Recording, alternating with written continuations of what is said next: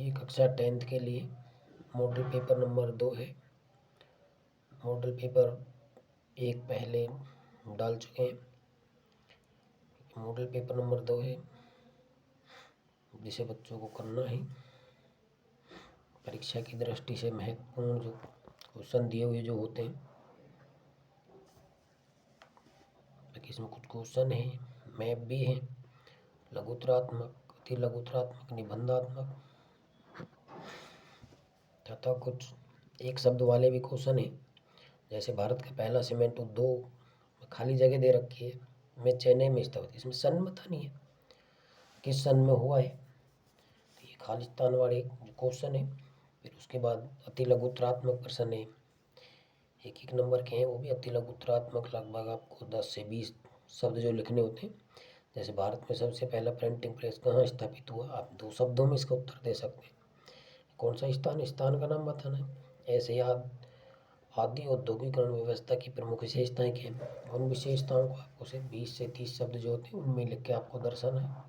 क्योंकि लघुतरात्मक क्वेश्चन है, ये भी लघुतरात्मक क्वेश्चन है। जैसे क्वेश्चन है, टाँका किसे कहते हैं, टाँका सब व्यक्ति जानते हैं। किसी एक रेशे वाली फसल का नाम बताओ, व्यापार संतुलन किसे कहते हैं।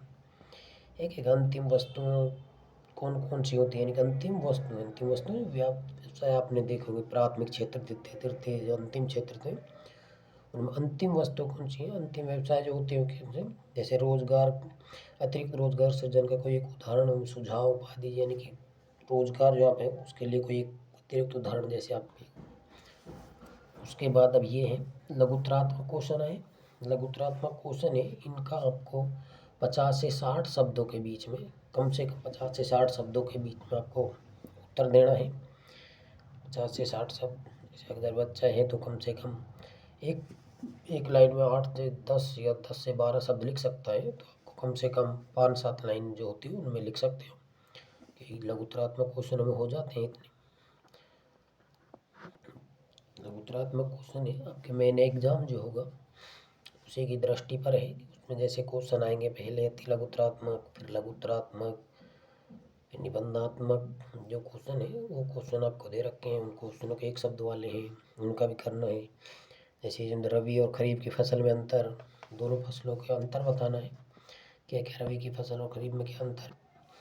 उसके बाद फिर ये वही है उत्तरात्मक, यानी कि बहुसंख्यकवाद को बनाए रखने के लिए श्रीलंका की सरकार द्वारा कौन कौन से कदम उठाए गए वो आपको बताने। या भारत में सामाजिक विभाजनों के राजनीतिक परिणाम पर, यानी कि भारत में जो सामाजिक विभाजन हुए, समाज का जो विभाजन हुआ है उसमें राजनीतिक परिणाम क्या है, उन परिणामों के बारे में आपको बताना है, उनकी व्याख्या करनी है। कुछ क्वेश्चन ये हैं, जैसे वाम सेप क्या है, इसके प्रमुख उद्देश्य बताइए। अल्पोत्वा छिपी बेरोजगारी क्या है, इन क्षेत्रों में विद्वान है, किन किन क्षेत्रों में विद्वान है उनका सबका आपको का वर्णन करके। अति लघुतरात्मक क्वेश्चन जो है, अति लघुतरात्मक क्वेश्चन जो है वो शायद आपके बढ़िया है, 17-18 क्वेश्चन है। अति लघुतरात्मक क्वेश्चन जो है 17-18 क्वेश्चन है। उसके बाद आगे हैं आपके 100 शब्दों तक सवाल जो लिखने हैं, ठीक है। 100 शब्द यानी कि दीर्घ उत्तर, यानी कि जिनके बड़े लगभग अभी तक आप जो अति लघुतरात्मक 50 से 60 शब्द थे, अब 100 शब्दों तक आप लिख सकते हो। 100 शब्द जो हैं उन तक इन प्रश्नों के, जैसे विकास के स्तर के आधार पर संसाधनों का वर्गीकरण कीजिए। संसाधन जो है उनका वर्गीकरण, संसाधन क्या है क्या नहीं है, कैसे हैं। विभिन्न तरह की सांप्रदायिक राजनीति का ब्यौरा दे और उसके साथ एक एक उदाहरण।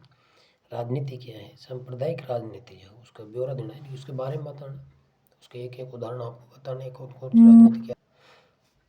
एक है वैश्वीकरण क्या है, वैश्वीकरण का भारत पर क्या प्रभाव पड़ता है, लगभग मोस्ट क्वेश्चन है, वेरी मोस्ट क्वेश्चन आप लगा लेना। वैश्वीकरण क्या है, वैश्वीकरण का आपको अर्थ आना चाहिए, भारत पर क्या प्रभाव पड़ता है। अब शायद निबंधात्मक क्वेश्चन आपके आएंगे, निबंधात्मक क्वेश्चन है, निबंधात्मक 2 क्वेश्चन है, लगभग उनके 250 से शब्दों का आपको लिखना है, 250 या 270-80 वहाँ तक आप लिख सकते हो।